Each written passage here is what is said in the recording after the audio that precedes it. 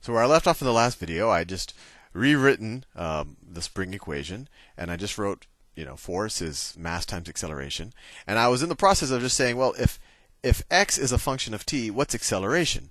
Well, velocity is the derivative of x with respect to time, right? Your change in position over change of time. And acceleration is the derivative of velocity, or the second derivative of position. So you take the derivative twice of x of t, right? So let's rewrite this equation in those terms. So let me erase all of this. I actually want to keep all of this just so we remember what we're talking about this whole time. Let me see if I can erase it cleanly. That's pretty good. Let me erase all of this.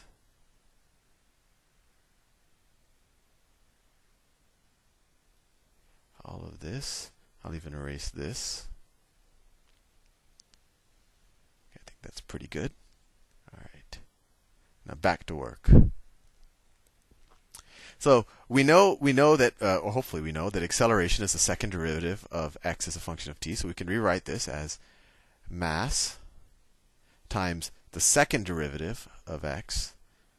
So I'll write that as, well, I think the easiest notation would just be x prime prime.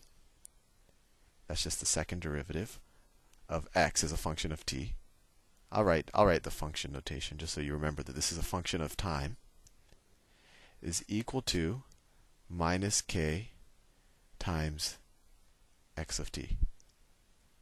And what you see here, what I've just written, this is actually a differential equation. A differential equation.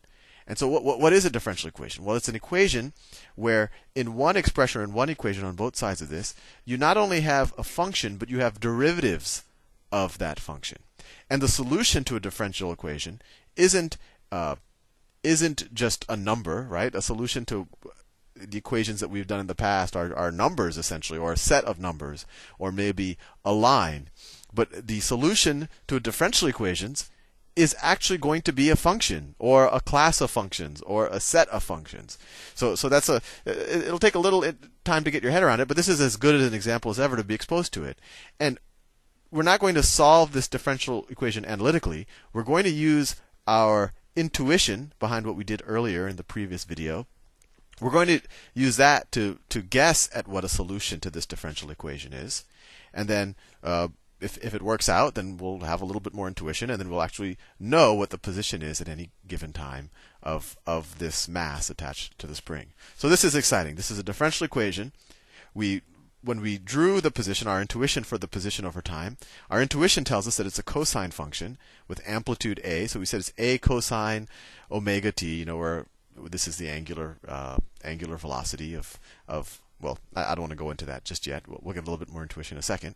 And now what we can do is let's test this expression, this function, to see if it satisfies this equation, right?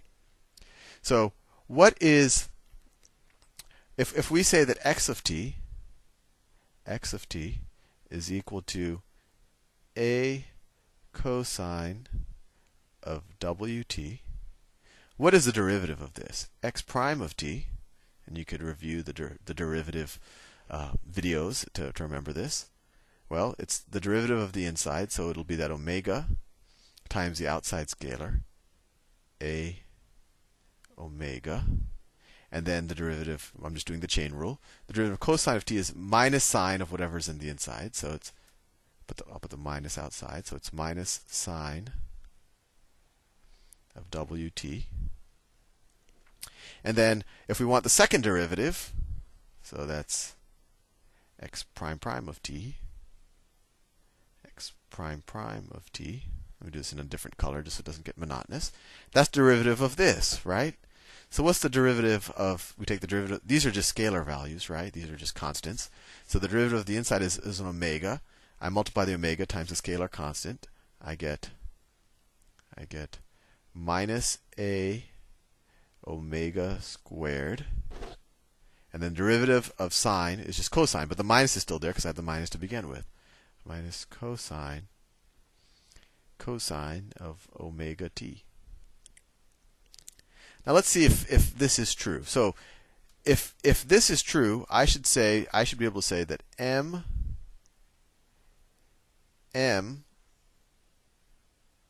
times the second derivative of x of t, which is in this case is this, times minus a w squared cosine of wt, that should be equal to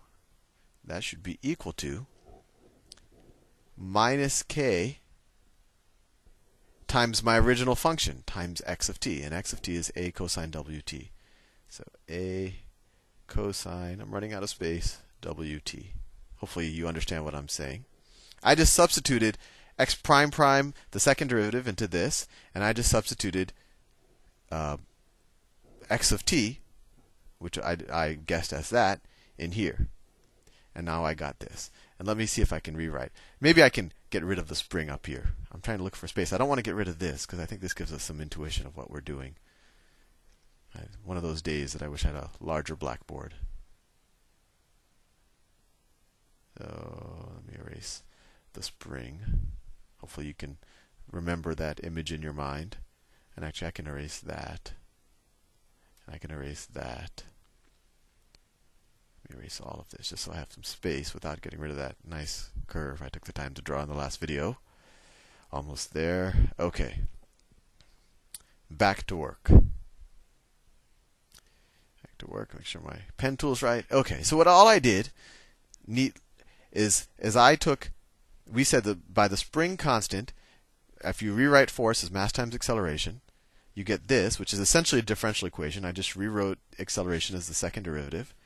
Then I took a guess that this is x of t, just based on our intuition of the drawing.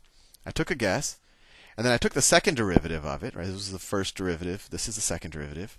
And then I substituted the second derivative here, and I substituted the function here, and this is what I got. And so let me see if I can simplify that a little bit. So if I rewrite there, I get minus m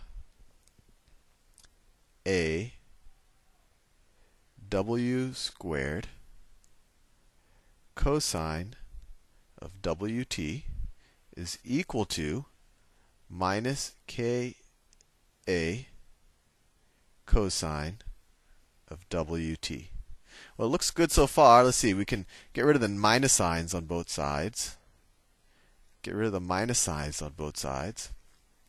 Get rid of the a's on both sides. Right? We can divide both sides by a. Let me do this in black, just so it really erases it. So if we get rid of a on both sides, we're left with that.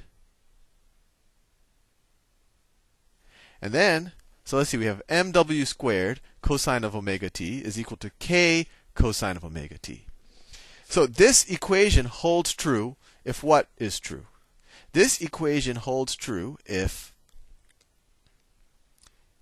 mw squared, or omega squared, I think that's omega, I always forget is equal to k.